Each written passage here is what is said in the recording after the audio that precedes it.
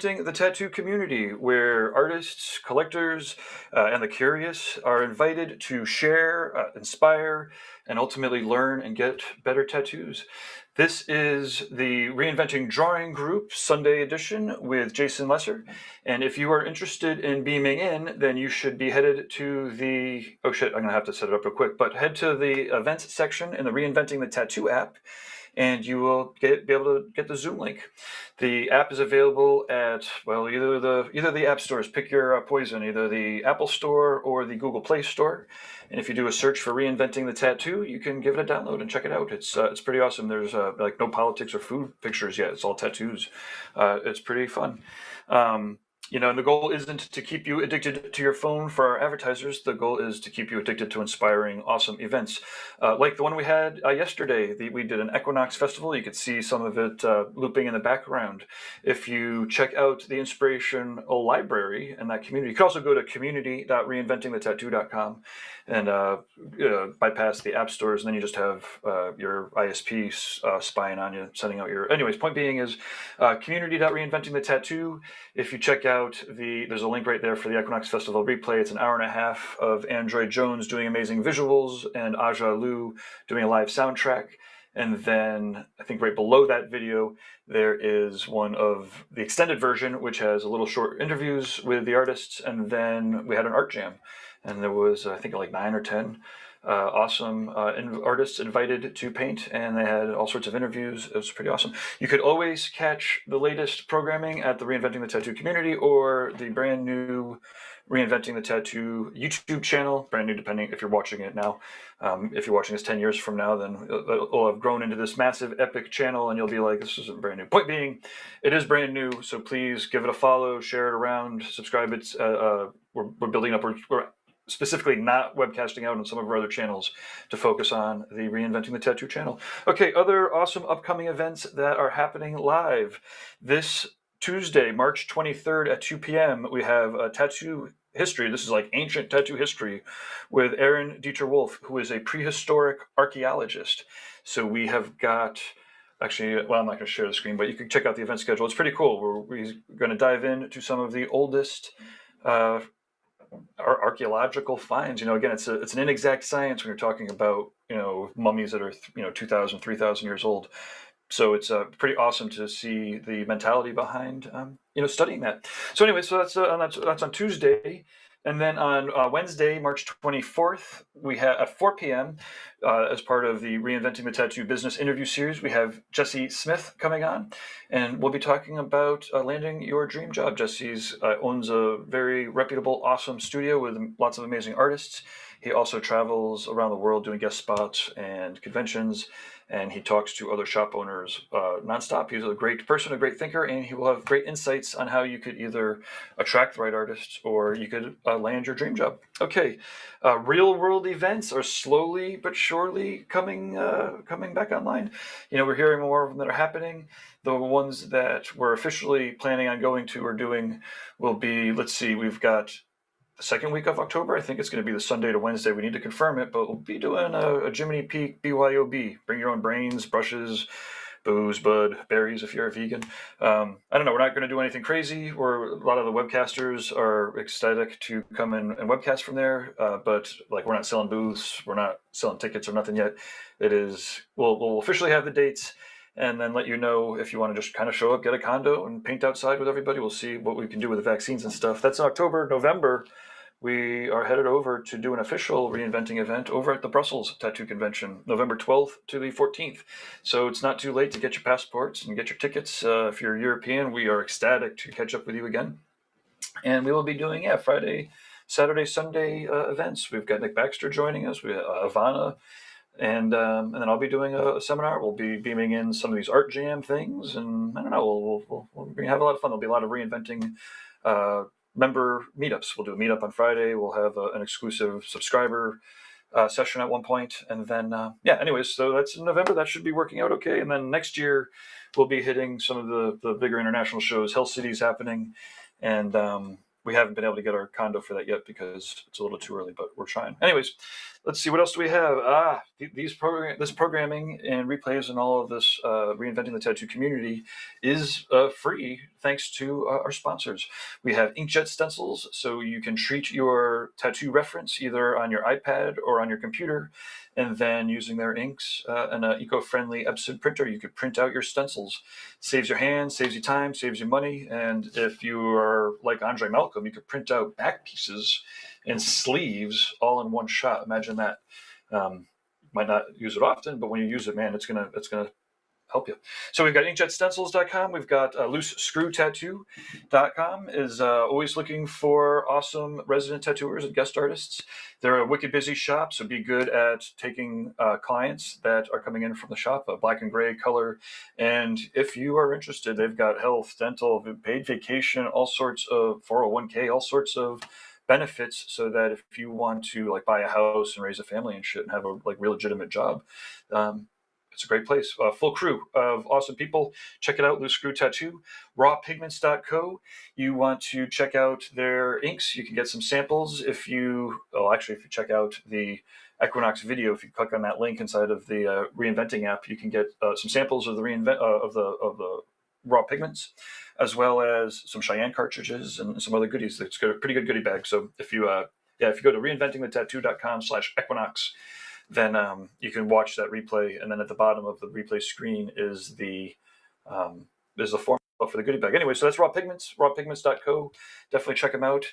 And then lastly, we've got courses.reinventingthetattoo.com, or I guess you could just go to Reinventing the Tattoo, and you should check out the professional development section. We've got the Reinventing the Tattoo Canon, which is Guy Aitchison's mega opus product that contains everything that he knows about tattooing and a lot of what his guest artists friends know about tattooing. It's used to be a college textbook printed size.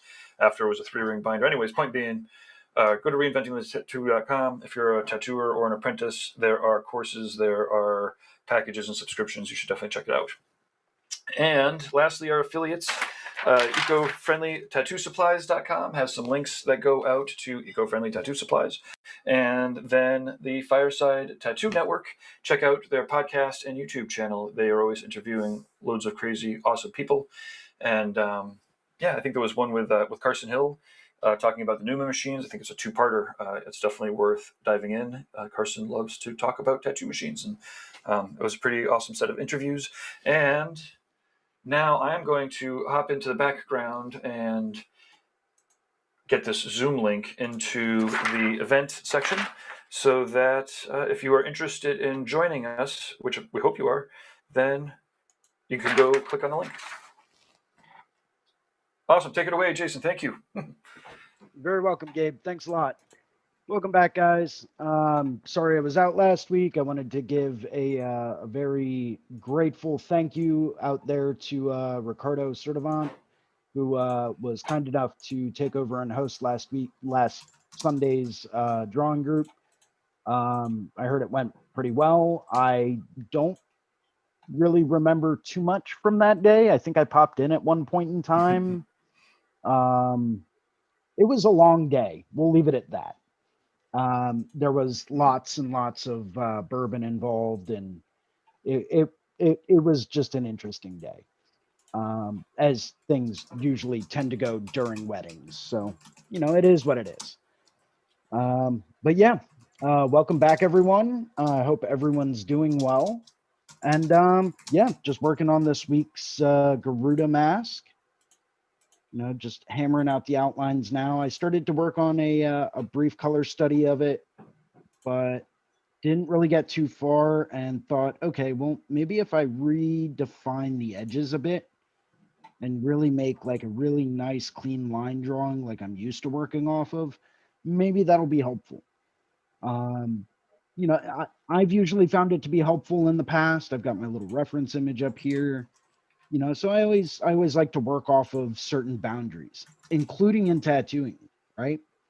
I'm one of those people that if you don't give me specific boundaries within which to work, I could draw ad nauseum forever, and you might not really like what I come up with. So I always try to say, okay, what are your boundaries? What are your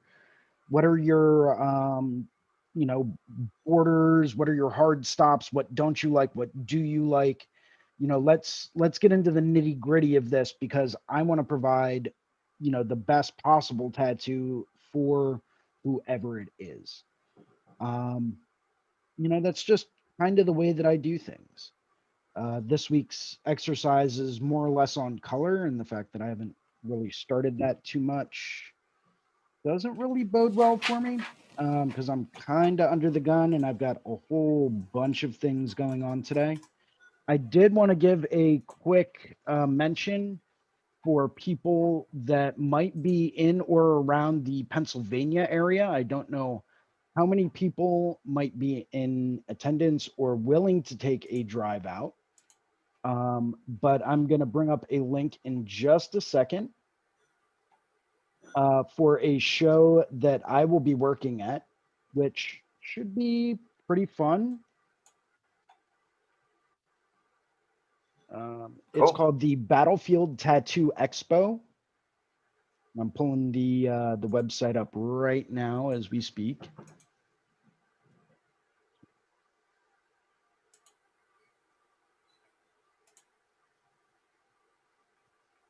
So it's back. It's going to be July 9th through the 11th. If anyone, whether you're part of the Reinventing drawing groups, or maybe you've just kind of seen it, online, maybe you've stumbled across these YouTubes, who knows?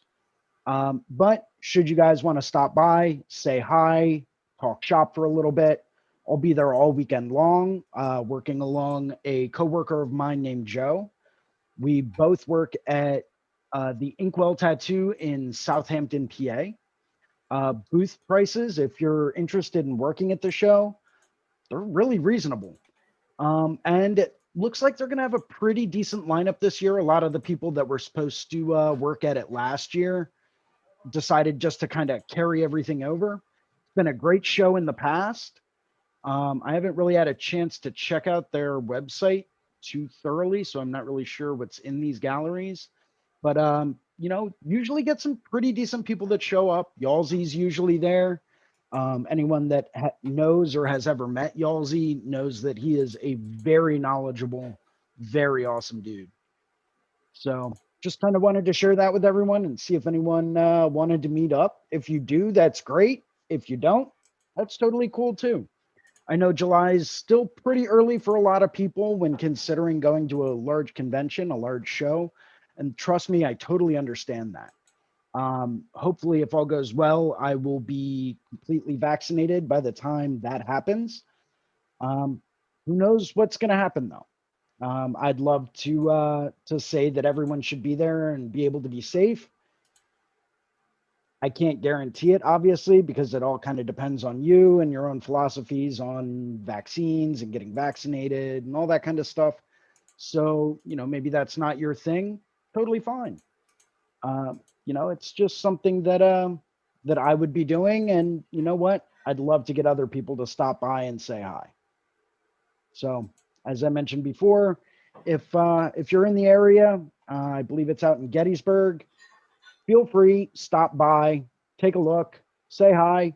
Who knows? Maybe I'll be live webcasting, and you guys can, jump in and do a quick shout out. Yeah, more than welcome to stop by and say hi. I'm also planning on working the Philadelphia Tattoo Convention, which is always a great show. If you don't mind larger groups of people, highly recommend it. Granted, this year is going to be a little bit different because, as we all know, things are adapting to the post-COVID world. But should you decide that you want to get out of the house, maybe come to Philadelphia for a long weekend, everyone is always welcome at the Philadelphia show. I'll be working there along with a whole bunch of other people from the Reinventing the Tattoo community. I believe right now we've got Ricardo Sertivant's going to be there. Bruno's going to be there. Kirsten said she was going to be making the drive down. There's probably going to be a few other people. Mark from Needle Jig usually works it. So it's a really great time to kind of get together. I think Lauren from Raw Pigments said that she might be stopping out for it. It should be a pretty awesome time and a pretty interesting gathering. I'll be working alongside a couple of other really talented artists as well.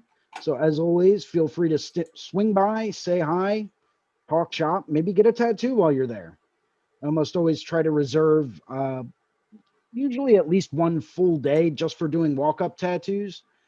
A lot of people like to take appointments every single day. I like to leave room to meet new people and get, spontaneous spur of the moment tattoos done. Uh, Yeah, I mean that's a large part of tattoo conventions is Absolutely. drumming up new business. If you could just book up 3 days, you kind of might as well just do a guest spot somewhere, right? Yeah. Exactly.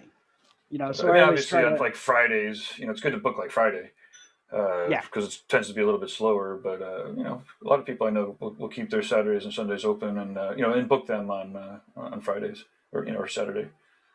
yeah. But I usually like to book, as many smaller tattoos as I can on Friday because it is a little bit slower. Usually Yeah. keep Friday night open for walk-ups. I'll book one medium-sized tattoo for Saturday afternoon, and then when things really start to pick up Saturday evening, walk-ups only. Sunday, I usually like to book out a full day just to go through and stay occupied the whole time, even though it is a bigger walk-up day. It's usually by Sunday I'm spent, I'm burnt out. So it happens with shows, you know. It's go go go for nothing but 3 or 4 days in a row because I like to get down there a day early and get everything set up, get prepared, get the booth in order, so that all I have to do is show up on Friday and start tattooing. But everyone works a little bit differently. Some people like to show up, last minute and just kind of wing it and make things work, and good on them. I can't work like that. I've tried and I've done it before, and I'm just not a very productive person when I do that. So I always like to try to be as prepared as humanly possible. Yeah, it's generally a. Oh, it generally makes for better tattoos, right? Right. Well, I mean, it goes back to the I think it's the 7 P's of business. Something I kind of picked up when I was in school, and it's proper preparation prevents poor performance. There you go. And talk about a tongue twister. Try to say that as Yeah, fast as you can. I'm not going to Yeah. now. Yeah, I had some interesting conversations with a few people during this past week. Conversations about momentum and motivation, inspiration, and how to get over that hump. If you're sitting back and maybe you're a tattooer and you've asked yourself, okay, kind of feel like my work's kind of hit a plateau. It's not really advancing too much. I just keep doing the same things over and over again. How can I really step my game up? Take a look at the reinventing community. It's a great place. I was at that point where, I just felt like there was more I needed to learn and do. And I needed to find that next way to kind of kick things up a notch to really start just pushing myself to be better than I was. If you ever find yourself at that point, seriously, jump on in, join the community. You would be surprised at what you can learn by going through, and maybe you get the subscription, maybe you just start networking with people, but you'd be surprised. There is a wealth of knowledge in that community that can really help push you and really help push the bounds of what you can do.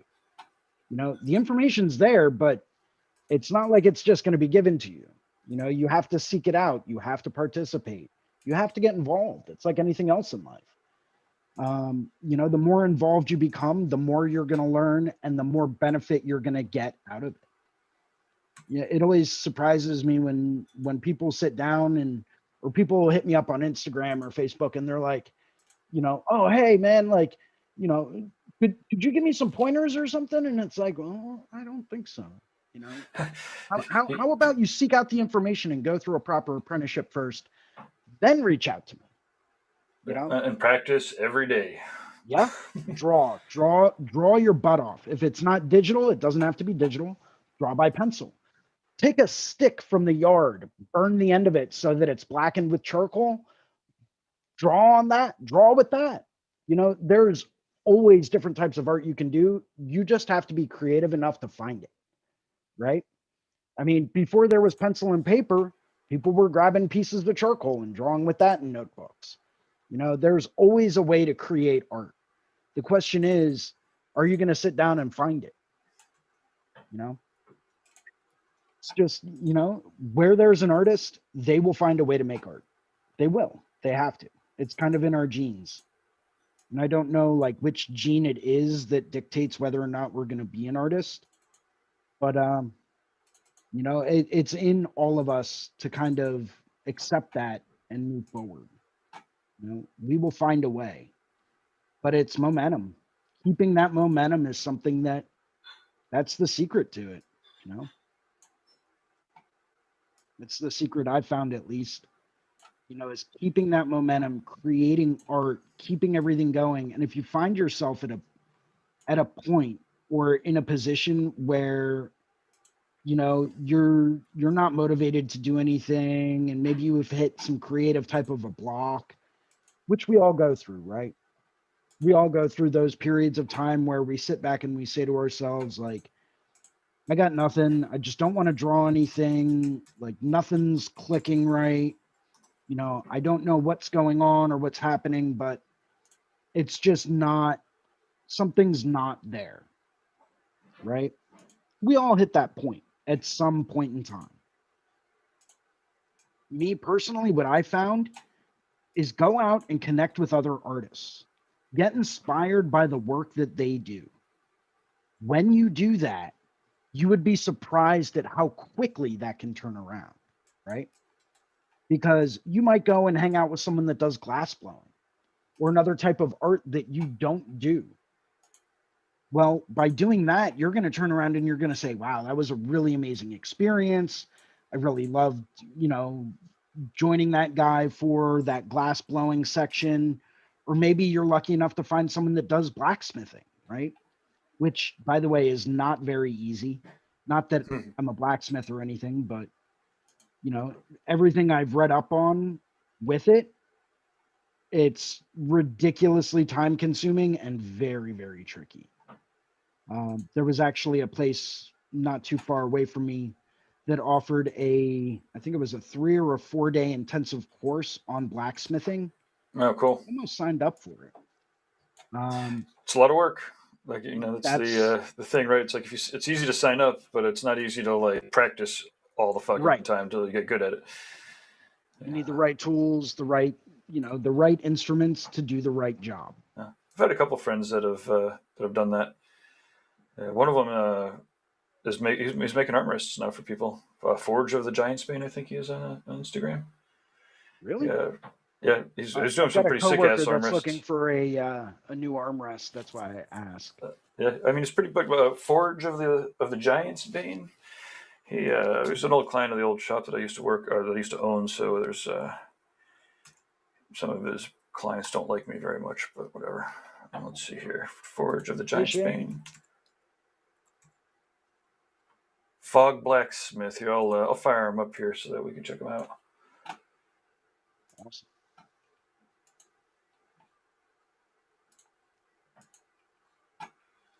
Yeah. But yes, he's getting Whoa. in here. Pretty cool shit. What the hell? Yo, that's an armrest. Yeah. It's a cool guy.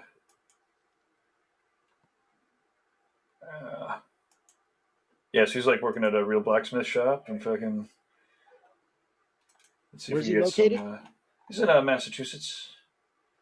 He's right around here. Yeah, That's pretty awesome, man. tentacle action. What? He's got bottle openers that are like this too.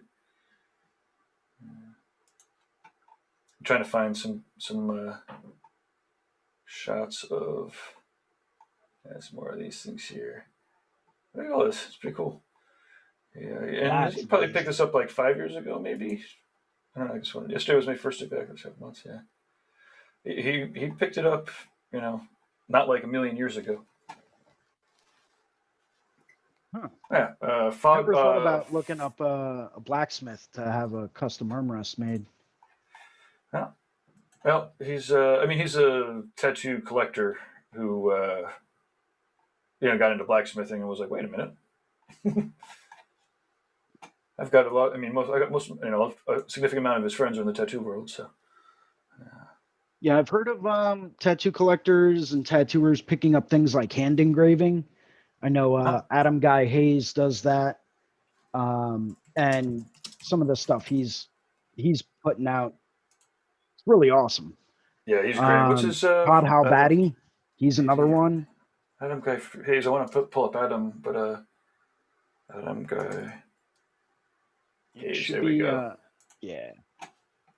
I think he's got a separate page for a lot of his blacksmithing and engraving.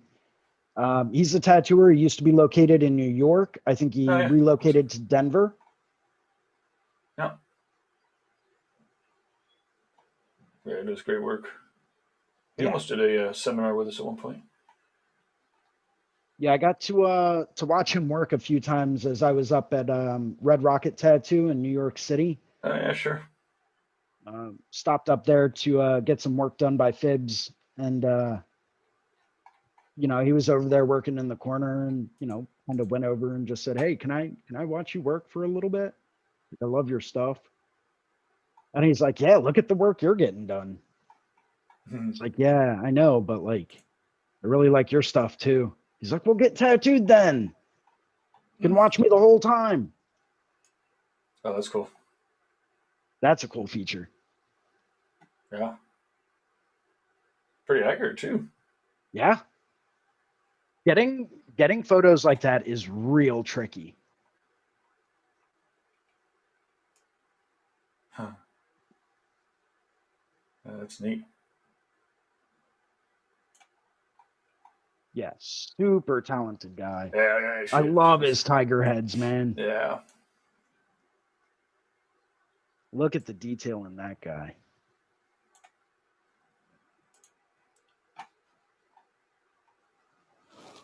Yeah, needless to say, very Sorry. accomplished tattooer. Also works with, I believe he still works with metal on the side. Could be wrong, but I believe he still does. Todd Halvatti's another one. He does Texas custom irons and does some insane hand engraving on them.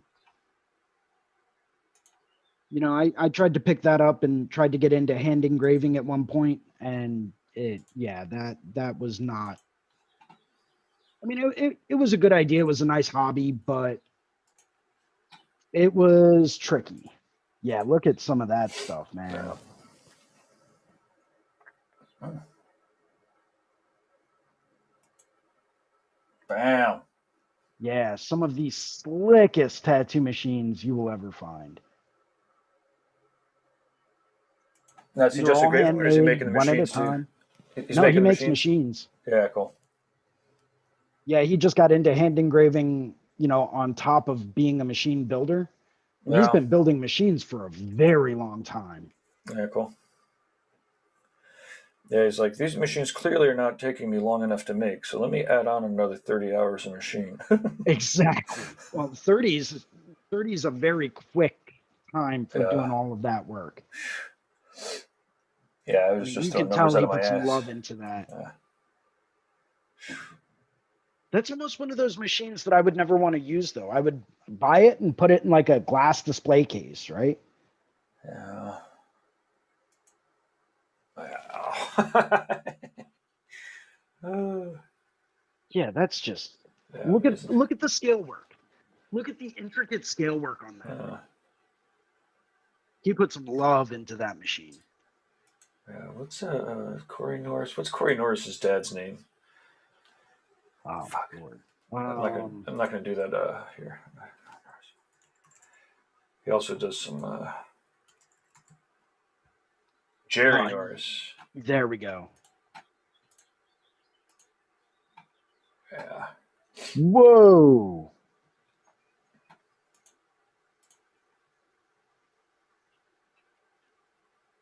Look at that, man. I've got a keychain that he did. This is Corey Norris's father, I believe. Look at his fucking fingernail. He fucking chips up his nails much. Oh yeah, dude. When you get into grinding and sculpting metal like that, that kind of stuff's gonna happen. Look at Yeah. the detail on that. Yeah. Oh, sick. Yeah. I Yeah, these are. love people that can work with metal like that, man. I've always been jealous of it. I got one of these. Although What? you could tell it's amazing because mine is pretty sick, but he's gotten better. It's like, oh, look at all that little tiny shit in here. A little skull action and the What? skull and teeth. Oh, there's the fucking plague doctor. Did you see the plague doctor? What? Where? On the it's on the other side of this right here. He's not going to show it because he already showed it. Let's you'll have to wait for it to go around, but it's worth it because it's like a little one of these skull things there. It's oh, come Oh, on. I see Oh, it. I there you see it. go. I see it. It's And crazy. then Look at all of that, do you man. know Corey Norris? Do you know his son, the Yeah. tattooer? Yeah. Might Yeah, I've as well been talk to him. following Corey for a while. Yeah. There's Corey. His wife's a teacher. He's awesome.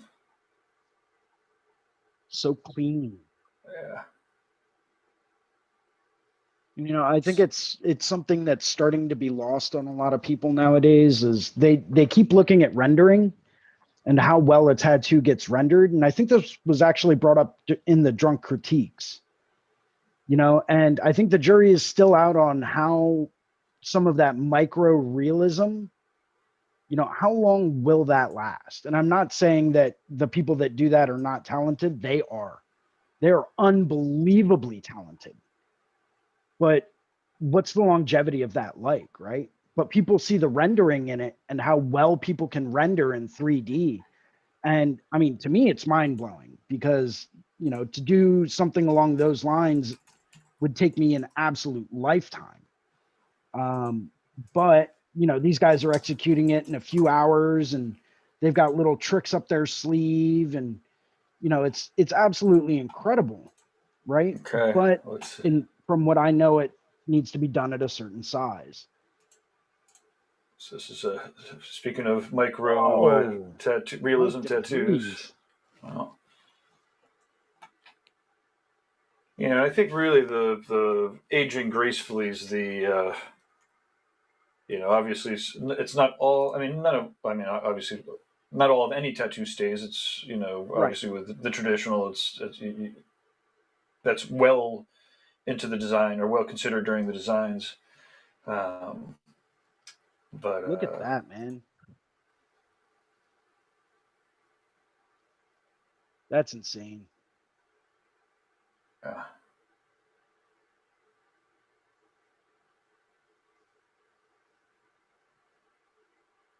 Yeah, he recently put out a new book, didn't he? Like maybe a year ago. He did, yeah, yeah. So Yeah, we I can gotta just did pick a up a guest copy spot of down that. at Loose Screw. Oh, it looks like he did this one at Loose Screw. Yeah. Funny little tattoos, huh? Yeah, I mean, ultimately, time will tell, right? You know, some people Yeah. understand the rules of the skin. You know, this is pretty ballsy. But again, like even if you lose some of that little detail, like maybe, you know, Yeah, um, but it's got enough contrast to hold up yeah, over time. And I think yeah, that's always been like the key indicator, yep, you know, is yeah, does it have enough contrast to last? yeah. I If you mean, were and to I take think, your eyes and squint and blur it out, yeah, will there still be enough form there and enough contrast to hold that form over time? yeah, still looks like a sneaker. Exactly. You know, and it's understanding that contrast that just it's another level of being able to visually interpret and see and execute, you know, all of that fine little detail. Yeah.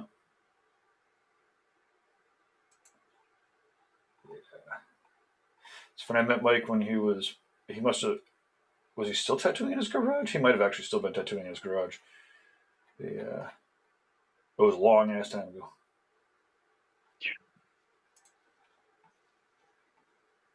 Yeah, and there's some absolutely incredible work coming out of South Korea right now. Let me see if I Oh can. yeah, what's Duane?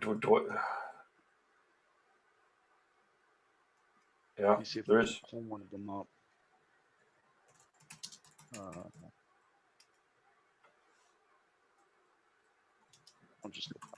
Duane is the guy that I know. Duan, D-U-A-N.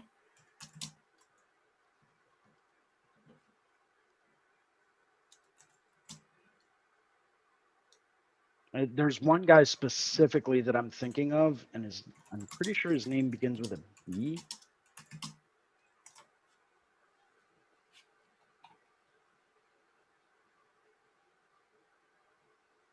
Um, no, no, no, no, no, no.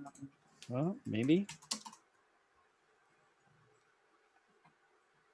No.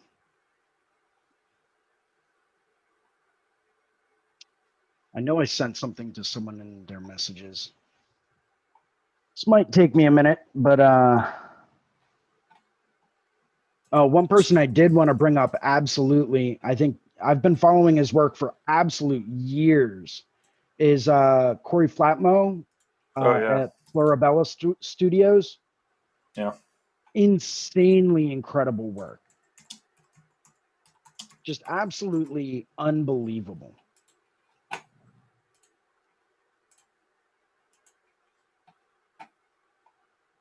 Yeah, man. Look at that. Look at the skeleton he just did.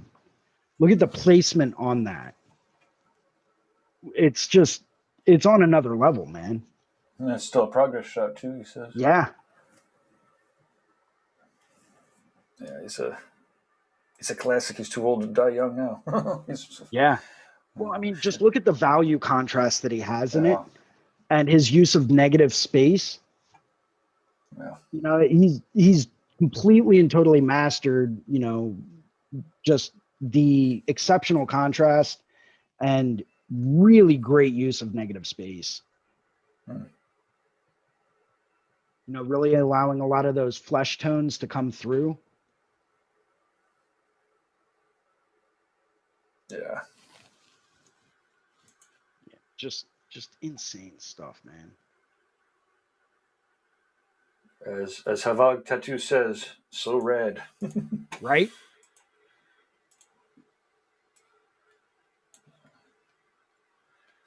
Let's Yeah, see what there's this is. there's just so many amazing tattooers out there nowadays. It's absolutely ridiculous. Yeah, it's well, I mean, if it's not if it's accessible and not counterculture, then it's we're bringing more people in, and that obviously it's uh, bringing more people that don't care in, but it brings a lot of people that do care in.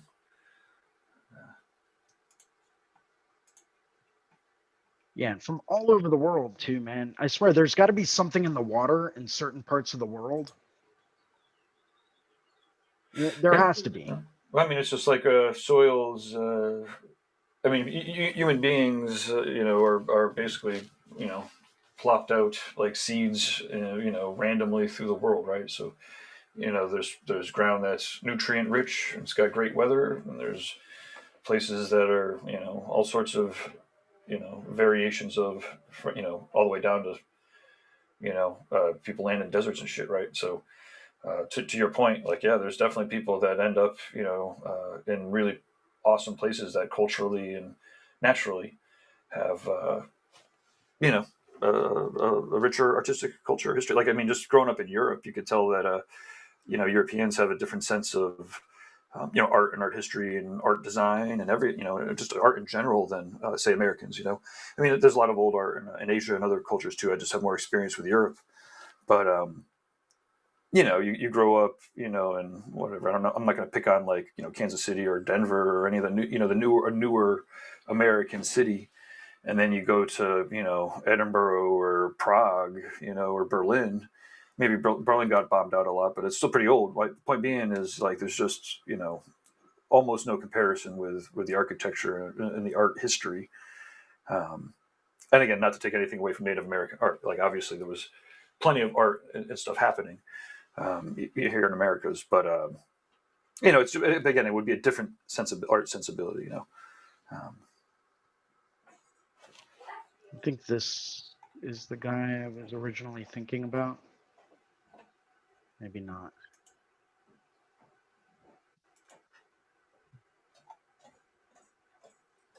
This is going to bother me if I can't find it.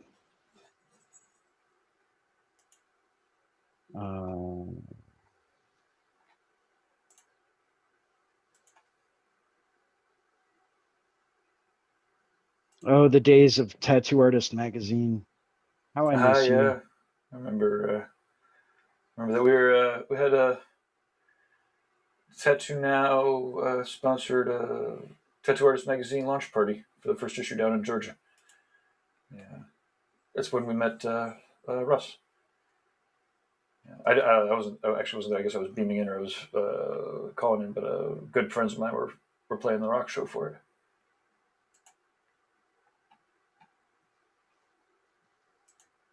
I remember the first issue had. Pretty sure it was the first issue. Was that the one that had Adrian Lee in it? Maybe one of the first ones. I believe so, actually. I remember being an apprentice working at, the Philly show with a couple of people. And I went over to the booth to try to go and to buy one of them. They were pretty strict with it. They were like, "Are you a tattoo artist?" And I said, "Well, I'm an apprentice." And they're like, "Well, I'm sorry, we can only really sell these to tattoo artists." And I said, "Okay, hold on a minute." And I went over to one of the artists and I'm like, "Yo, let me borrow your artist pass so I can go and buy this magazine." And I came back and I said, "Yeah, they gave me this and told me that, it was cool and, I was cool." And they're like, "Oh, all right, cool. Here you go." And I think I bought like 3 or 4 of them and they're falling apart now. They're literally falling apart at the spine because I flipped through them and studied them so much. Mm-hmm. Oh yeah, it's just amazing, all printed. It's all printed words, and there's not really a whole lot of that going around anymore. Yep. Some of those articles were epic. There was one that was too long for me to actually read. It was like, I think it was a Jeff one, maybe. But hey, let's see, what do we got here? Jay St. Clair is in the chat room, says, I'm looking for a cover-up tattoo. I have the hand engraving wolf tattoo on my left arm, looking for a cover-up all black and white. If you let us know whereabouts you're located, we could potentially point you in the right direction of a good tattooer. Yeah, there's a lot of cover-ups. It's usually a good idea to hit something with a laser once or twice, but lots of people get scared of that shit. Do you have any laser? Not yet. Not yet. I'm actually going to be setting up an appointment next month to start getting my right leg lasered. Yes. From the knee down, so I can open that up for a couple of other people. Awesome. My first lasering session was on from my knee down to my ankle, just the outside, and it wasn't quite a legitimate laser guy. It was a laser guy. He had a laser and he knew how to use it. And came recommended from a pretty good artist, and but he was definitely a wicked cowboy. And he was like, whatever you do, don't pop the blisters, right? And this is on a tattoo that was a double cover up on my leg. Wow. So I had a dove, and then I got the parrot over it, and then I had a cover up of a black and white angel that went over both of the tattoos. And that was the lesson that I learned when my artist was like $500, and I was like, well, I only have 300, and he was like, yeah, sure, fuck it, I'll do it. And he was a friend of mine at the time, and but as soon as the tattoo was done, I started traveling across country, and I was looking at it, I was like, that was not a good tattoo. And I think I probably know why. Somebody asked for 500. You should probably give them 600 and call it a day. But so then I was lasering that whole kit and caboodle, the 2 layers of ink or 3 layers of some of it. And he was like, don't pop the blisters no matter what you do. This is in the Detroit convention, I think. And so he lasered it again from the, maybe 2 or 3 inches from my knee down to my ankle. And the next morning I woke up, and it was like having a 1 liter bottle, like this candle. This was nothing. This was like half the size of the blister that was on my leg. It was like a 1 liter of soda, and I was looking at that shit. I'm just like, there is no way he doesn't want me to pop this blister. It's so big, it's huge. It's literally like fucking like pretty much all of the skin had separated from, you know, again from when the tattoo started down to my ankle. Must have been whatever, like maybe even a foot, 12 inches ish of skin completely separated and taut. It was one. It was like a 1 liter bottle of soda attached to my leg, with the bottle being my taut skin, and Wow. so when I went to him the next morning, like I almost popped it. I was like, "There's no way I'm not supposed to pop these blisters." And he looked at it and he's just like, "Ah, yeah, that's a really effective treatment. That's what a really effective treatment." I'm like, "Effective treatment?" I'm like growing a second leg on my leg, and it took like you know I didn't pop it. It took like 3 weeks for it to like 3 or 4 weeks for it to like slowly weep out. It was so fucking rude. And at one point, like 2 weeks after I got lasered, like maybe half of the liquid had drained out. So like I have like this really soggy or like soggy skin now, right? Like my skin stretched out to fill a one Right. liter bottle. Now like half of it's gone. So I've got like a 1 liter bottle sized skin stretch with a half of a liter of liquid in it. So it's like really squishy and really weird. And it would be to the point like when I would lay down, so like if I was up and it's all like fresh skin under, so like underneath the skin that's now dying, but the skin that's holding in the liquid is like all of the fresh skin that's like regenerating stuff, really sensitive. And so when I was standing up, obviously all the liquid drains to the bottom.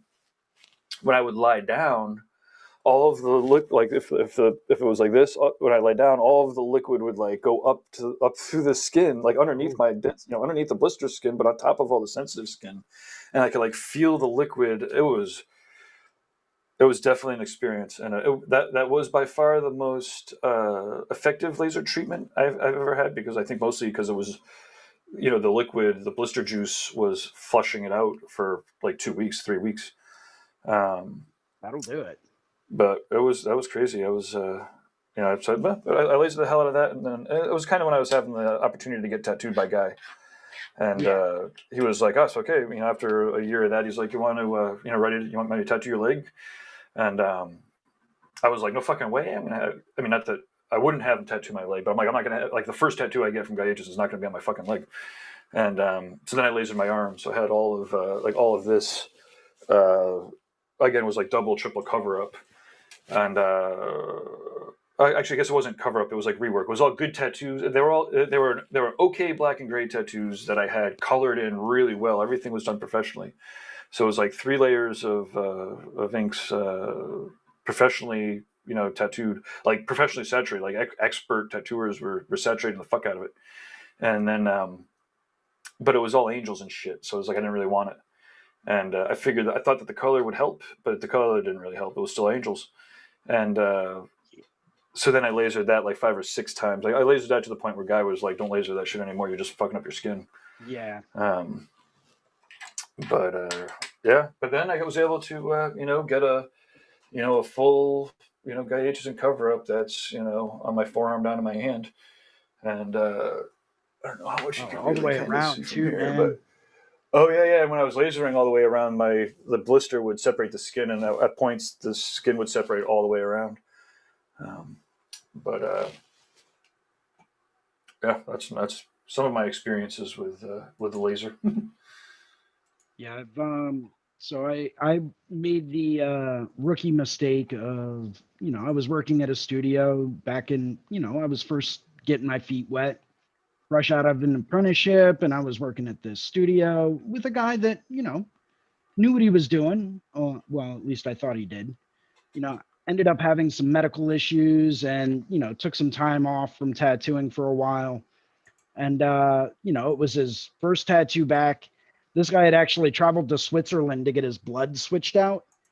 Um, I apparently that is a thing. I never knew that, but I know you can apparently get it it's like a oxygenated. legitimate thing. I mean, I guess if you do transfusions, I know like rock bands and stuff, they have the nurses come out and oxygenate their blood and filter it, so that Yeah, you take your blood out, cleans it up, and then puts it back in. I, I that want, might have been what he did, but it was his first tattoo back after going to Europe and getting this whole procedure done. And he's like, I'm fresh at the shop and still trying to like make everyone happy and all that stuff. And he's like, "Come here, you're getting tattooed." I'm like, "Okay." And I won't ever forget. He had me stand on one leg, draped my other leg over the back of a steel folding chair, right, to use that as kind of like a rest to rest it Uh-huh. on. And I mean, the chair was covered and everything. And he sat down and he kind of whipped through this skull with like a weird flaming eye at the top of it. And he's like, "There you go. That's a keeper. That's a piece of tattoo history." And I just looked at it and I'm like, I don't know if I like that. Like that I didn't even know what I was getting. I was just trying to make him happy at the time. So and sure enough, ended up going through and having one of his coworkers cover it up later on. This was after the guy had passed away. So he originally went over to Europe to get the procedure done because it was funny. He used to call himself the Elephant Man because he had a tumor on the side of his neck that was the Mm. size of a softball. Ew. Yeah, and it was definitely it was one of those that like you couldn't help but see it and be like, I don't know if I want this guy to tattoo me. Not Hmm. that that's gonna, sit down and diminish the amount of skill that he had, Right. but it was not very visually appealing.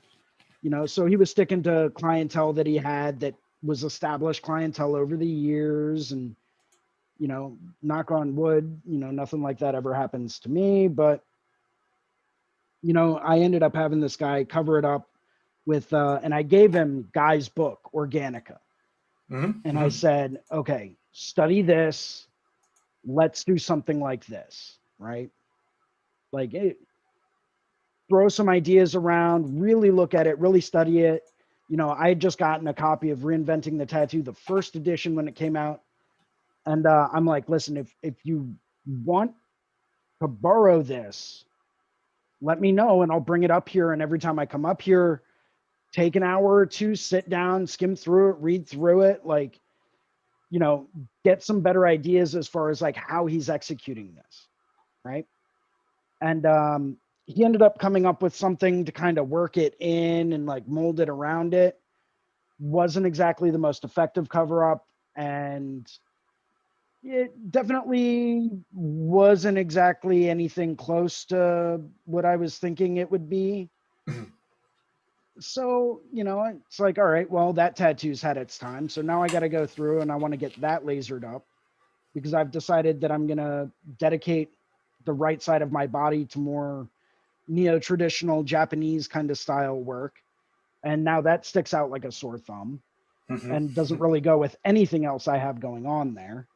So it's like, all right, well, got to go through and at least get that lightened up enough so that, I can have that covered with some wind bars or some waves or, I already have a couple of koi fish, so that's not really a possibility.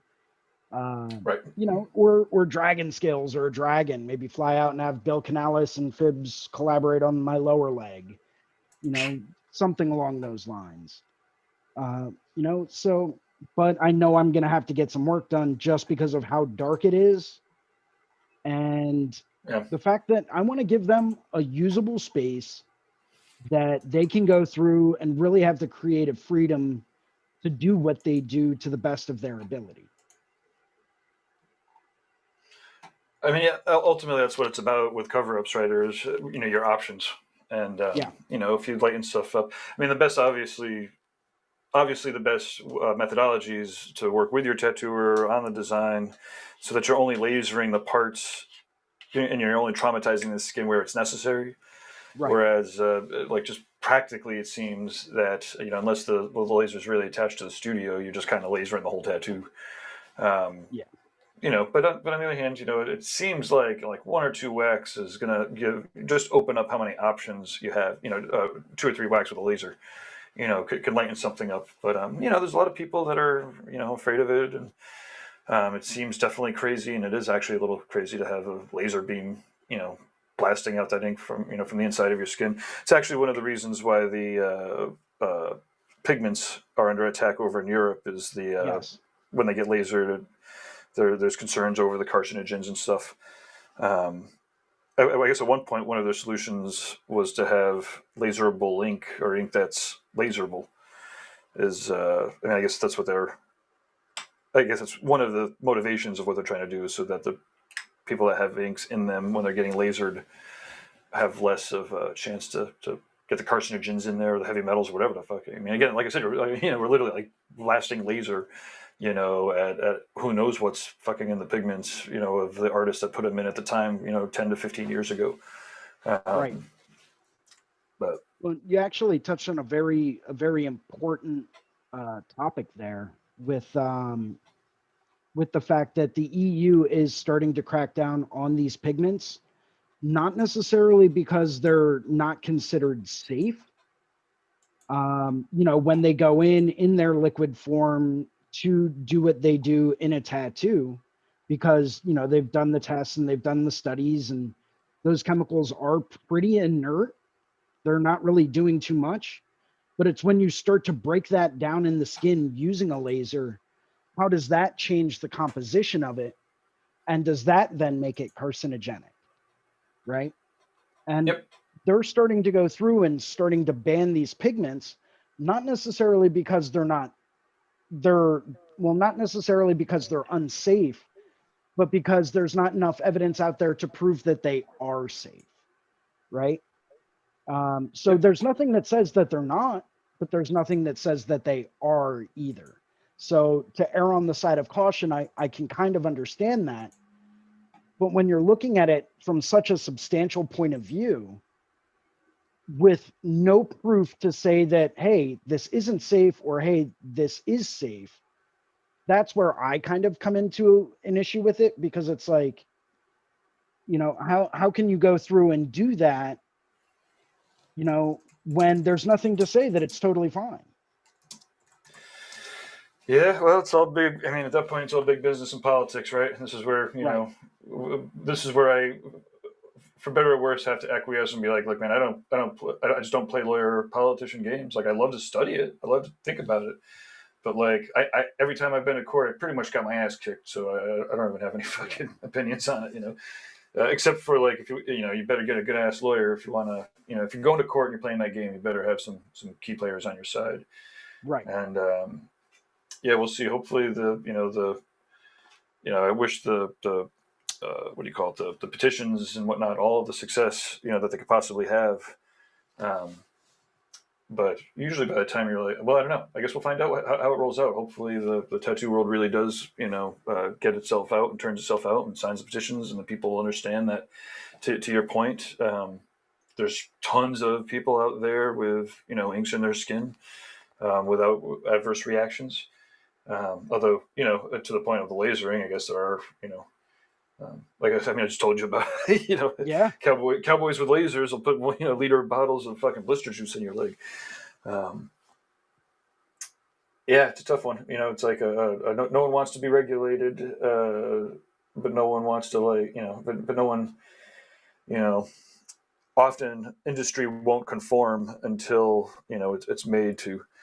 And Right. I use that word industry. I actually looked up the definition. Everyone was complaining about the word industry, and technically, an industry requires mechanized means of reproduction. So that means that the tattoo ink is an industry, whereas tattoos themselves are not an industry, technically speaking, by definition. Interesting. Ricardo, what do you think? What's up, guys? How's it going? How's it going, Ricardo. What was the question? What was the question? Are we talking about the inks and stuff like that, or what was the question in particular? That is correct, sir. Okay. So the echo started when Ricardo came in. Then it's my headphones, isn't it? it's probably your headphones. Don't you have amazing headphones? You know what? I do. Hold on one second. Why do we always have to remind him about this? The first time he came on, I was talking about his magic headphones, and he was like, "They're just the normal headphones." I'm like, it sounded like magic headphones to me. They sounded crystal clear. And then, like every other time since then, he's decided to swap up his headphones for some reason. Hey, you know what? I'm of the philosophy of if it ain't broke, don't try to fix it. Yeah. Now, granted, yeah, you may want to find something that's a bit more wireless, something a bit more mobile. Right. Like, Yeah. I've got this weird little wireless Bluetooth headset on, and it's great because I'm not really constricted. But at the Yeah. same time, man, I used to work with a wired headset all the time, and it was great. Well, I bet Ricardo about- sounds really clear now. How about now? Oh yeah, crystal clear. Crystal clear. I'm just gonna like tape these things to my phone, man. Yeah, I think I was kind of agreeing with Gabe there, man, because the whole lawyer thing, dude, I've never had good luck with it either. Court, all that stuff, and it's terrible. These guys speak a different language. I mean, we can try to understand it and stuff like that, but they're very practiced at it. And there's a lot of, like speech that is used in a way that makes it very formal, very intense. And I just can't follow along sometimes, man, no matter how much I try to appreciate it. There's a lot of that I love the preciseness of language, and Right. since getting my ass handed to me by a couple of lawyers, I have also gotten more precise with my language. You should have heard me fucking 5 years ago. Right. You think I don't finish my sentences now? I was horrible at communication. It's tough though. I remember some of the first things that people were telling me when I was starting up a business is, get a good lawyer and get a good accountant. And I'm in the tattoo world. Who the fuck, I'm making deals with my friends and shit. Who needs lawyers and fucking accountants? Yeah. And then a couple multi-million-dollar years later, without a good lawyer, I was like, oh, I guess I understand why I was supposed to have a lawyer. And then when shit fell apart, and it fell apart in a horrible manner, I was like, oh, I guess I probably should have had a better accountant. Yeah. Ultimately all those decisions, or end up back on, on our court. But I was joking earlier with somebody, not joking. I was saying earlier to somebody that as a business owner, the best thing that I could have done as of like 5 years ago was learn Spanish. I should really have just dedicated myself to learn Spanish so I could speak it fluently, with a tremendous amount of talent that's there that speaks Spanish fluently. And then the other day I was like, oh shit, I really should become a lawyer too. Yeah. Learning how to, learning that preciseness of language is, it kind of is what you need to protect yourself if you end up in those arenas. Or, some people end up, finding really good ones that they actually can trust. Yes.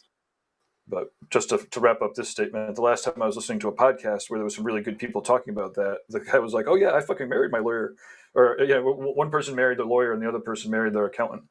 As soon as they found, they found a good one, and they're like, we're latching onto you. We're keeping you for the roller coaster ride. There is nothing wrong with that. No, not at all.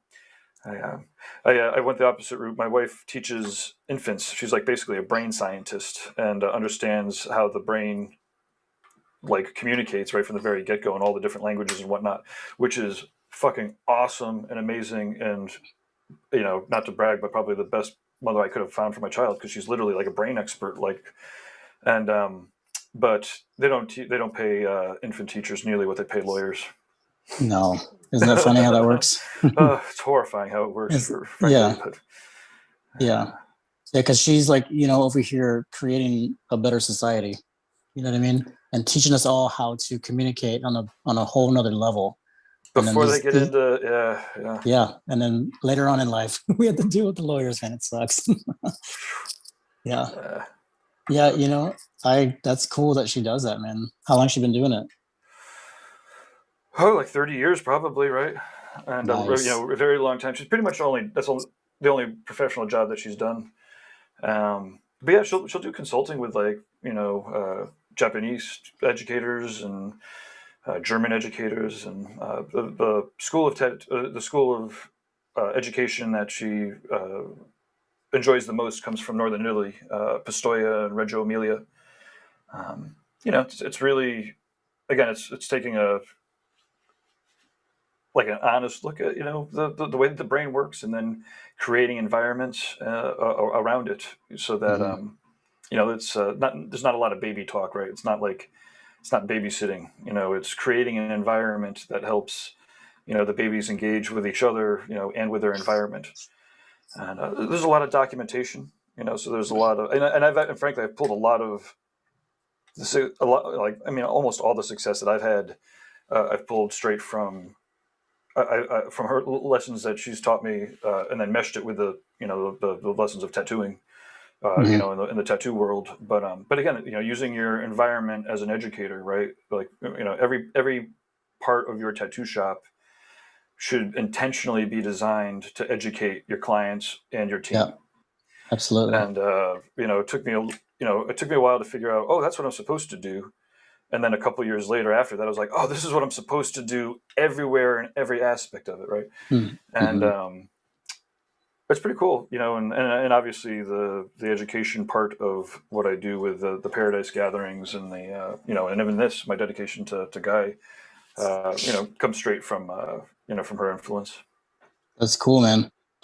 You know, and you're talking about like teaching the kids how to communicate a little bit better and understanding how the brain performs, and that is a cohesive part of that too. But I think one of the biggest things is how awesome that can affect your emotional intelligence.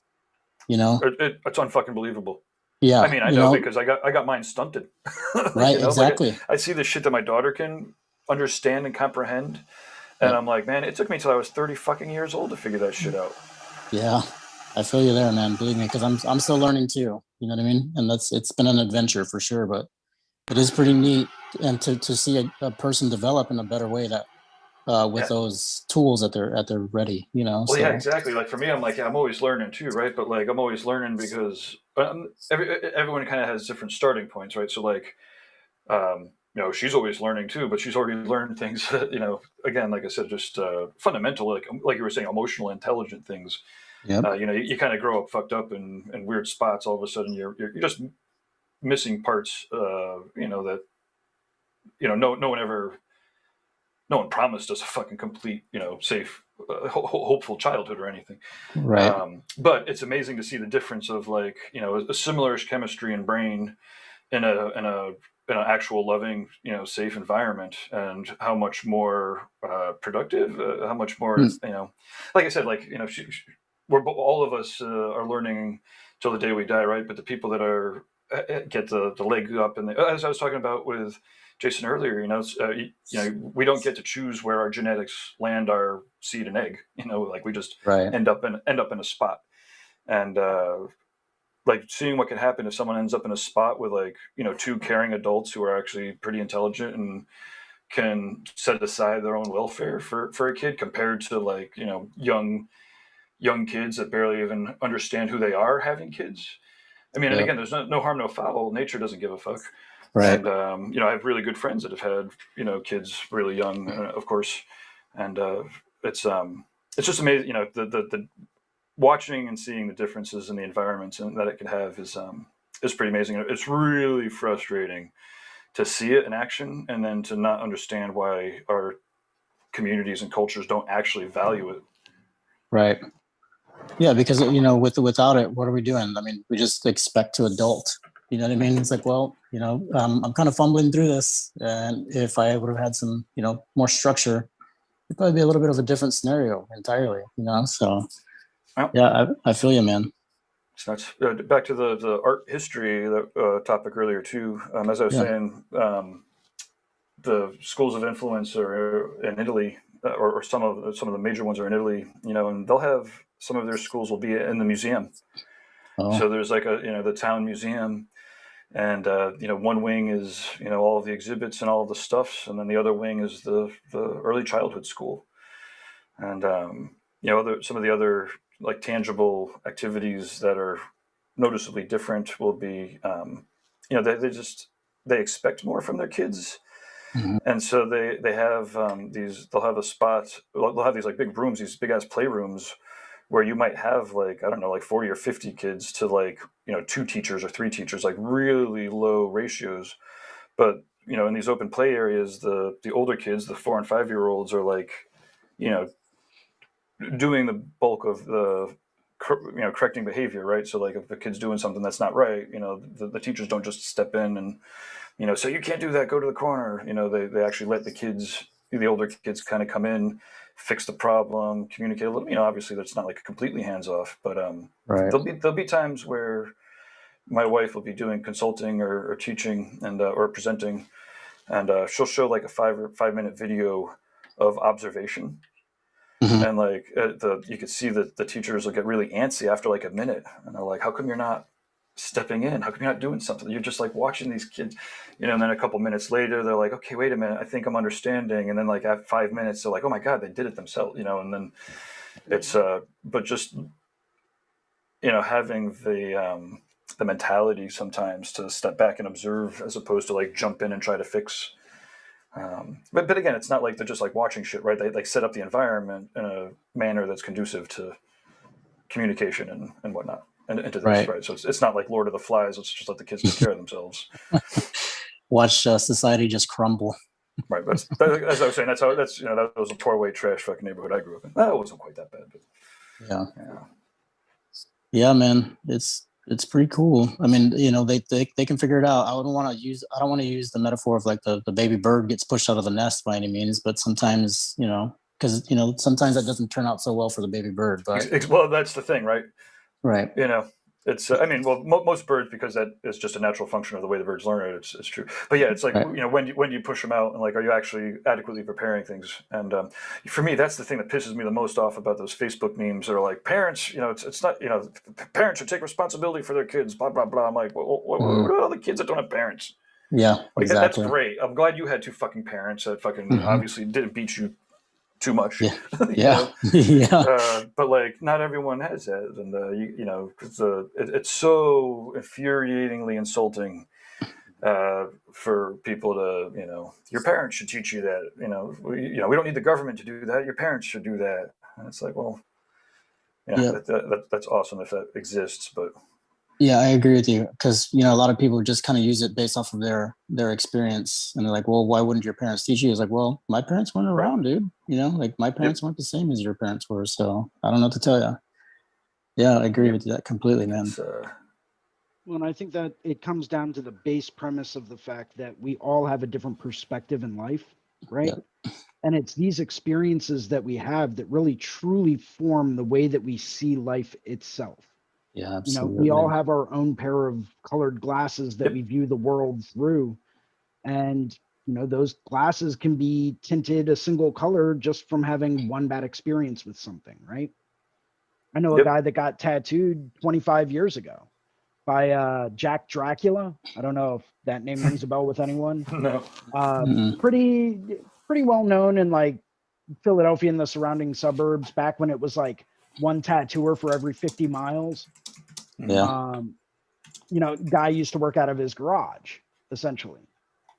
Well, at least he did at the time, and just left a really, really bad experience, really bad impression on this guy that I know. And it took him 25 years to get over that and get his next tattoo. Yeah.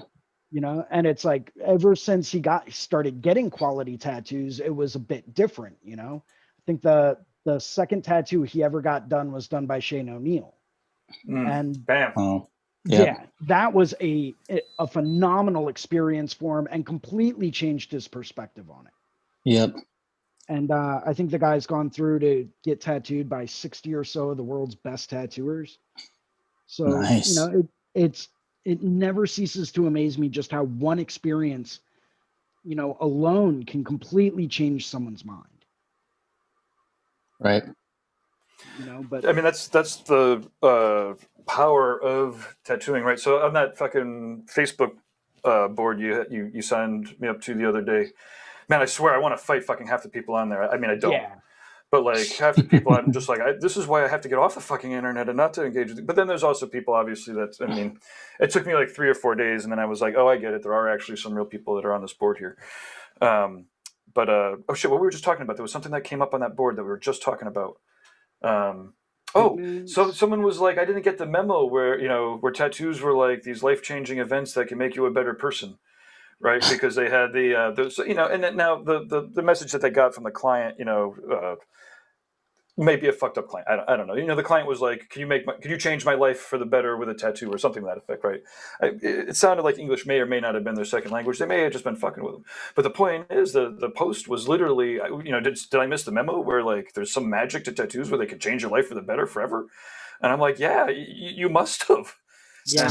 And it almost makes me want to write out the memo, like, dear tattooers, if you didn't get Right. this memo, you now have it. You are literally changing somebody's life.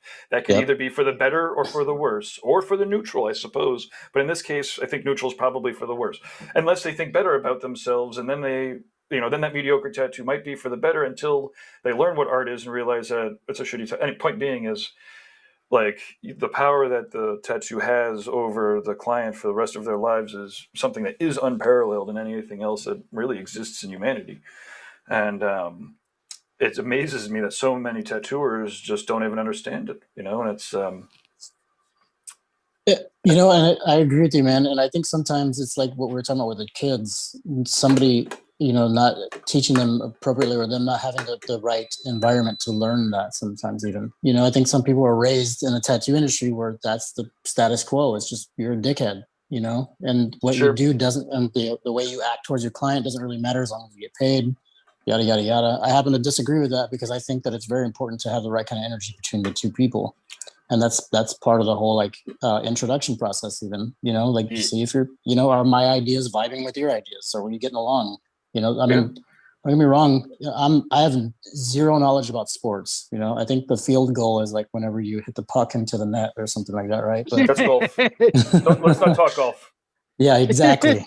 obviously, I'm not a golfer, man. You know what I mean? So, but where was I going with that? Yeah, so there's some times with the client where we can get off topic and I have no idea what to talk to them about. You know what I mean? So we listen to some music or watch a movie or something like that. But still, I'm not being a dick to this guy because he wants to talk to me about baseball or football or something, and I think that's like that. The ego needs to be removed from there. And you have to realize that you can change somebody's life in a good way with a tattoo. You are, not only can, but like if you're not, you're missing out on a large part of it, right? And almost like the magical part, the part that gives it its power. Yeah, man. There's a lot of arts where you can like make cool shit, make people think and whatnot, but there's none other than tattooing where people will pay you hundreds or thousands of dollars to, to literally, like I said, it gets tired to say, but it changes people's lives. Like when you look at the business books or whatever, it's like, as far as mission and values or mission's concerned, it's like, you can make the world a better, like you can use tattooing as your method to make the world a better place, because you are literally potentially making people feel more complete, or conjuring what it is about themselves that they want to bring forth to be complete, or to memorialize something so that 40 years from now they're, passed away brother, mother, whoever is actually still, somewhat with them. Yep. And like to see the hipsters like throw out the bangers and complain about their clients. It's like, well, again, I don't think that they're going to last as long as people might think, or whatever. Again, it's mostly, I suppose, it's a different game. It's just and again, not to take away from any aspect of random tattooing or anybody else's experience with tattooing. It's but for me, again, like I was saying, I prefer to hang around and amplify the artists that are not only like in tune with it, but are not manipulating it, but like in tune with it. They're surfing that energy, not fighting it or not aware of it. Mm-hmm. We were talking the other day about cover-ups, and I think that kind of resonates with this idea that I was thinking about with the cover-up session. You know what I mean? A lot of people will come to you with this tattoo that they don't even want to take their shirt off sometimes. They didn't want to see it in the mirror. Like it's affected them in such a negative way, man, that they don't even want to be a part of it, but it's attached to them in a very physical way. So that alone can just show you the energy that this can have in a good or negative way, man, for sure. I think so, anyway. Yeah. There's so many tattooers who for so many years. Sorry, what was that? I said that explains why I've been wearing jeans for so many years. Even in like upper 90-degree weather, I'm not going to leave the house without wearing a pair of like long jeans. Mm-hmm. Unless I'm like around a very, very close, tight-knit group of people, right? Because of your crappy tattoos? It's probably because of the crappy tattoos on my lower legs. Yeah. Yeah. Mine are because my legs are skinny. ahead, You'll Ethan. be able to tell because after you laser it and get it decked out with fibs or whoever you're having go after it, you'll be like wearing shorts all the time. No, I mean that's the thing, right? Like, I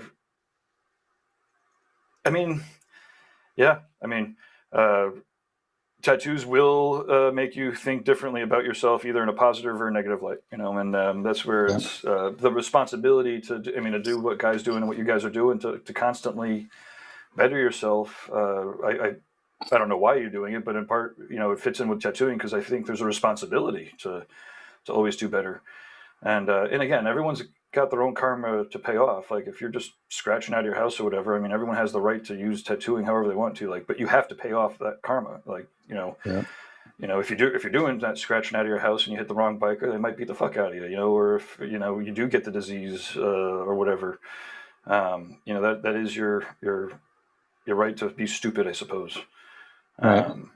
But then I do always try to spend my time, you know, working with an amplifying artist that are on the same page because obviously that's how you get shit accomplished. Truth. Yep.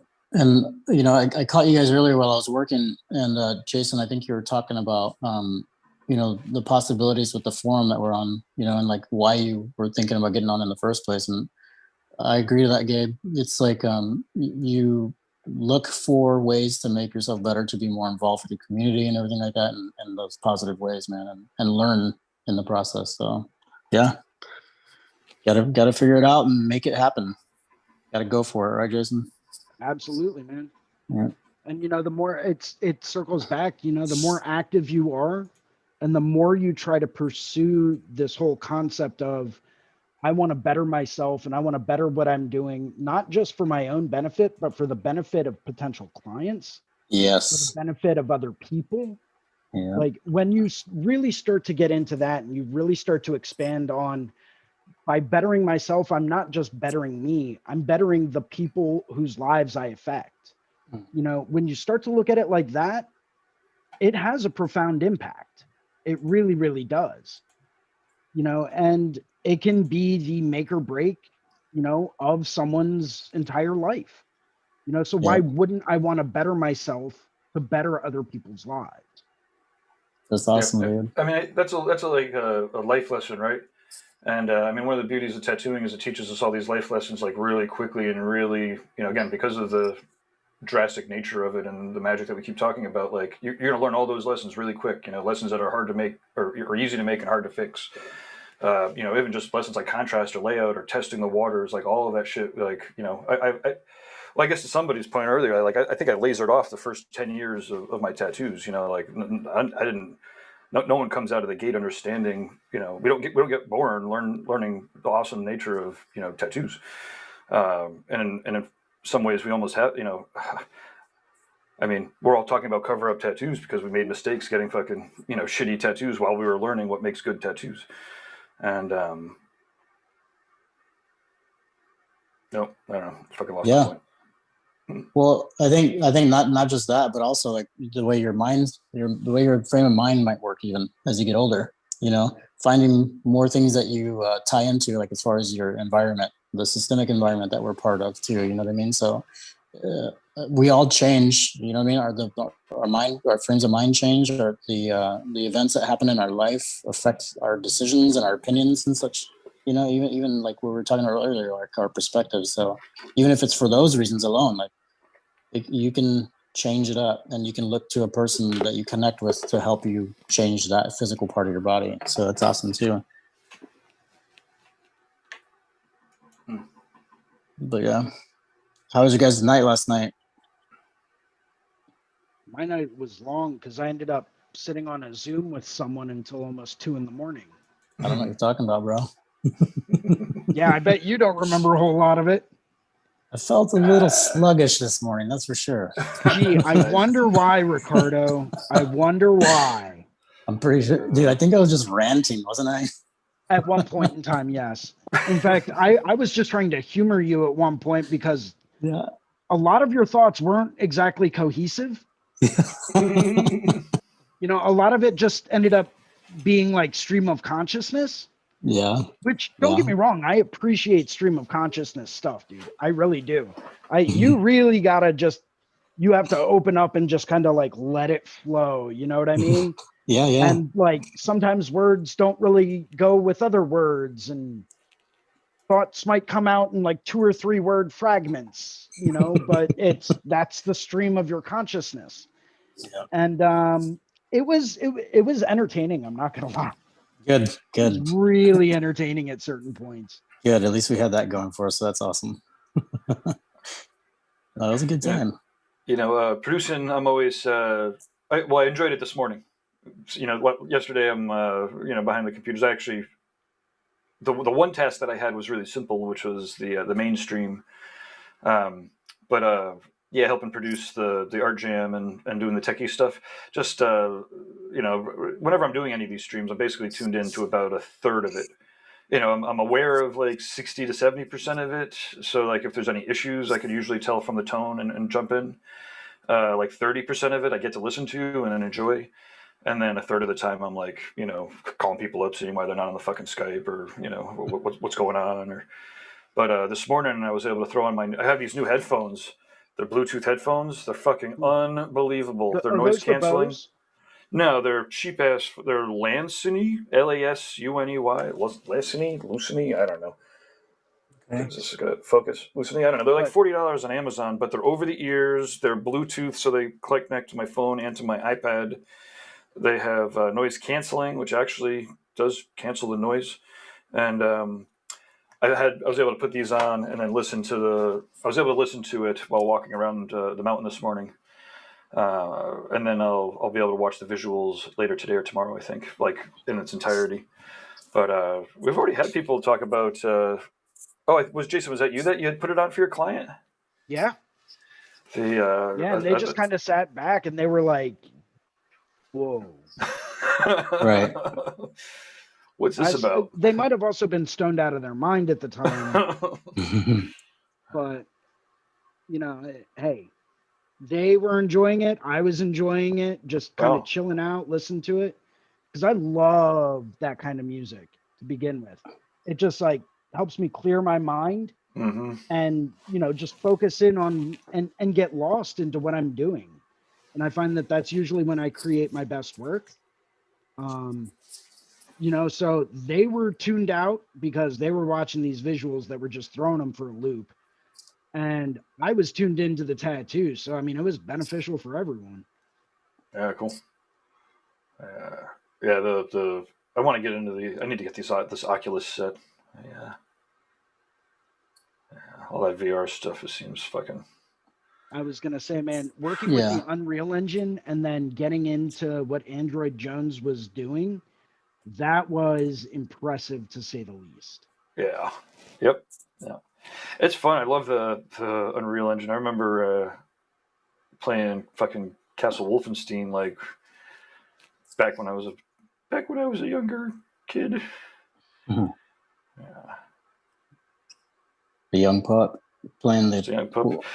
I did. What was it? Was it Maze Runner that was on the Atari 2600? One of the first 3D shooter games. I don't recall that. Maze Runner, is that what it was called?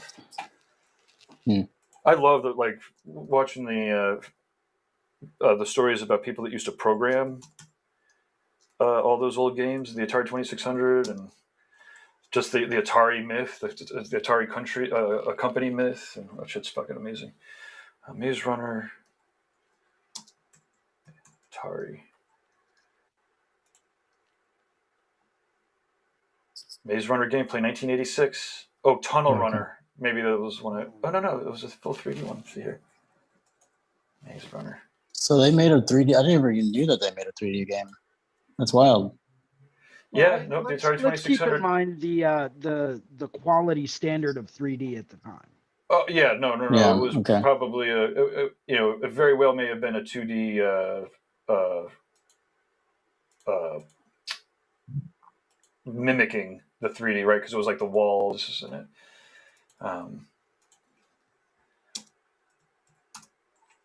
Or was it Tunnel Runner? 3D World. I'm gonna find it though, because the Maze Runner. Tunnel Runner. Sorry, it was Tunnel Runner. Here we go. Okay. This is fucking gonna date me. Actually, Ricardo, you're kind of old, aren't you? Yes. Yeah. I'm Not like old. 43. We're 43. Okay, we're not like old, but we're not like No. young. Yeah. I'm past the age where I didn't think that I'd be here anymore, that's for sure. So that's good. Oh, look at that, man. So it shows you the map, or I guess it's making the map now. Like I could program that shit back in the day. Look at that. Oh, graphic. yeah. Okay. It's amazing.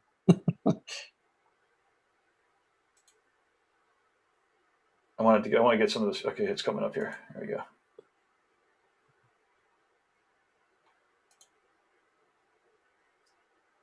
Oh, yeah.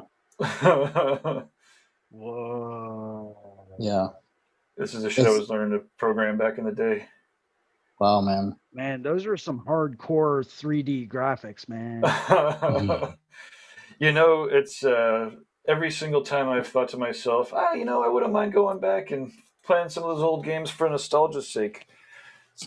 This shit doesn't compare, man. Like, you can get some pretty cool game. I mean, obviously you can play Go with like black and white and fucking, you know, checkers shit. But like with video games, they just don't really age well. Like, No, I don't ever want to play my 2600 again. I feel you there. I had the original Nintendo for a little while, and I ended up just kind of you know, these guys came over and fixed my apartment. There was a couple problems with one of the ceilings in one of the rooms, and he's looking at this box of stuff, and he's like, "Wow, is that the old Nintendo, man? That's really cool." You know, he kept going on and on about these games. It's like, take it. You're gonna get way more enjoyment out of it than I have over the past 12 years or whatever. So go ahead, man. Yeah, about it. He was like, just remember to blow in the cartridges before you put them in. Exactly. Make sure that there's no dust on those connecting points. Yep, you got it, man. And then remember, you have to slide it in just perfectly. You have to almost like wedge it in sometimes, where it was like clipping the outside of the box almost. Even like, damn it. Well, guys, I'm gonna head out here pretty quick. I just wanted to drop in and say hello to everybody. Awesome. Right on, well, it was fun. Yeah, it's probably a good time to wrap up. Maybe I do want to show off. Actually, before we go, I'm going to show off one old video game that I made over in Europe real quick. Let's check it out. It would be pretty. It's these are the old like CD-ROMs that I used to play. I just want to. You got to give me a couple more seconds here to to find the right one. There's a lot of. Oh, you know what? I'm going to do the Smurf one. Smurf.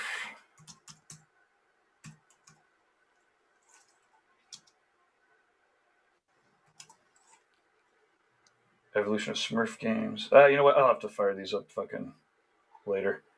I did a whole bunch of. I don't even know why I'm on. Oh, so we're talking about old video games. So I used to program. Oh, that's what I was saying. I used to program old video games, and some of them are online. But I'll have to fire them up and actually have them ready. Cool. But anyways, point being is like all this fucking 3D shit, the Unreal Engine and all that. It's like been right up my alley the whole 9 yards, the whole time. It's fucking amazing. And watching what he was doing yesterday was just like, man. Like, and that, you know, and that's only like one aspect of it, right? Like the I don't know if you guys have checked out much of the sculpting that they have in those Unreal, or I mean, obviously they have it in the Unreal Engine, but they've got the Oculus has a couple other different engines. But you know, to be able to like create sculptures that are you know where scale and physicality doesn't make as much of a difference. You can like zoom in on something, sculpt it out, and then zoom way out, make it big, and I don't know, all this shit's fucking out of control. It's gonna be even more out of control. You guys, I guess we didn't talk in person about the robot fucking tattoo. Oh man, that was that's the 5G one. Whoever was like, it's a shitty ass tattoo. We don't have to worry about it. I'm like, it's a shitty ass tattoo right now. You're right. Like we're not arguing, or not. There's no argument. Like you can't say that doesn't belong and it'll go away because it's fucking technology. It doesn't give a fuck about our Luddite fucking experiences are. Yep. And and again, when you see what those surgical robots can do, I mean, the only hope that I would the only hope that I keep that tattooers will actually still be doing actual physical tattoos themselves in 20 years is that who the fuck is going to pay for a robot to give somebody a tattoo? Right? Like, pretty high power. But on the other hand, if all of a sudden, we're printing out warehouse-sized brains to fucking, crack all the Bitcoin money and get it, then, we might be able to, might be there. But Yeah, man. Yeah, I think it's time will tell where that goes. I mean, that's not the first instance of something like that. I remember years ago reading an article about someone that had programmed a Palm Pilot to go through and execute a tattoo of whatever they drew or pulled up on this Palm Pilot, right? And this was 10, 12 years ago, maybe longer. Nice. Sure. So, I mean, it's been around for quite a while, and it's only going to get better. But will it have the same kind of artistic integrity? No. But that's why, I mean, for me, it feels like that's where the job will, or at least for some people, is going to rely more upon the design, and the art skills, right? So, like, Steve Moore's not going to have a problem if there's a robot that's executing his tattoo designs in the most precise manner possible. He's still going to be fucking getting paid to design the fucking bodysuits. Right. And who knows? Maybe there'd be more people getting bodysuits if it actually truly was painless, because the needles were injecting the exact amount of lidocaine that's necessary so that the chemistry of the skin is perfect for the application of the tattoo. And again, if you have like artificial intelligence driving, reading the data and driving the data, driving the actions. Well, I guess to your point though, like the spirit part of the art.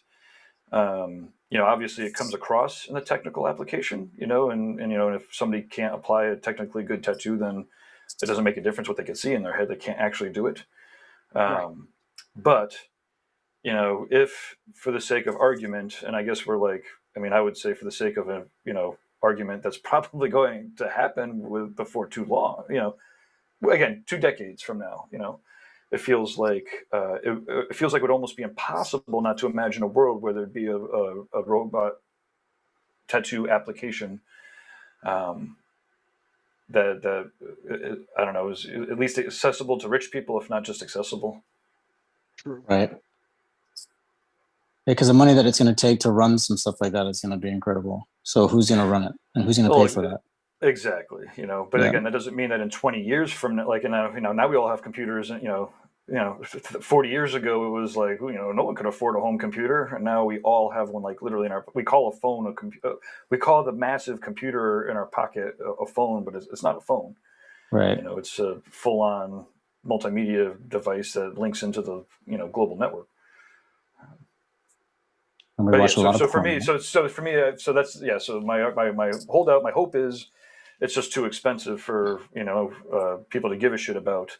But then as time moves on and things evolve, I wouldn't be surprised if the technology, who knows, maybe surgical robots will be a dime a dozen in fucking 20 years. I mean, the lasers, one of the things probably why this ink shit's going on in Europe is they have lasers all over the place in Europe. Like the lasering is way more regulated here than there. And I mean, that could have something to do with it, It very well might. But point is, they have lasers over there that are like $400, $500. Whereas, over here, the lasers are fucking buku expensive. And like, not to say that the $500 lasers over there are fucking quality. Right. But they got them. And, well, we'll see. Who knows? One thing's for certain. It's going to get interesting. Very true. Agreed. Cool. Hopefully, I can sleep tonight and not worry about the robots coming to get me, man. Truth. Yeah. Well, as long as there's the only thing that can stop a bad guy with AI is a good guy with AI, or bad guy or girl. There you go. Good guy or girl. I got you. Yeah. Awesome. Well, I'm gonna boogie too, Jason. So, do you want to close this out here? Or, Absolutely. Cool. So my name is Jason Leeser. Thank you guys for joining us today on this live Reinventing the Tattoo Drawing Group, Sunday afternoons at 1:00. There will also be Jake Meeks tomorrow morning at 9 a.m. Eastern Time, if anyone wants to join in on that. If anyone ever has any questions, comments, concerns, if you ever want to, pick a topic for us to discuss during the show one week, send me a direct message on Instagram, shoot me an email. You can find me on Instagram at Philly Inc.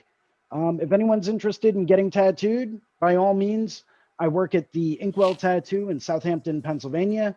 It's about 20 to 30 minutes north of Philadelphia.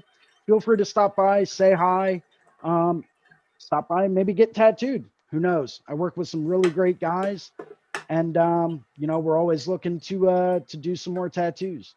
So yeah, Ricardo, over to you. Hey, thanks, Jason.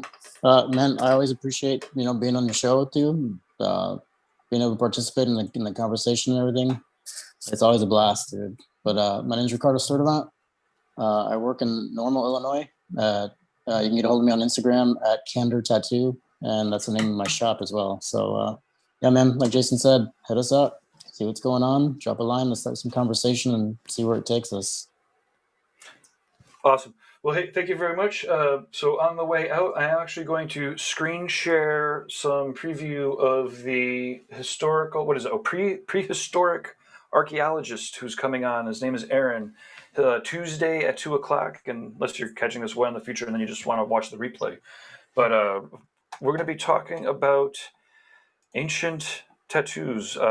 Gina, one of the people in the community, was interested in doing some research. So we were like, hey, let's go check out the oldest tattoos.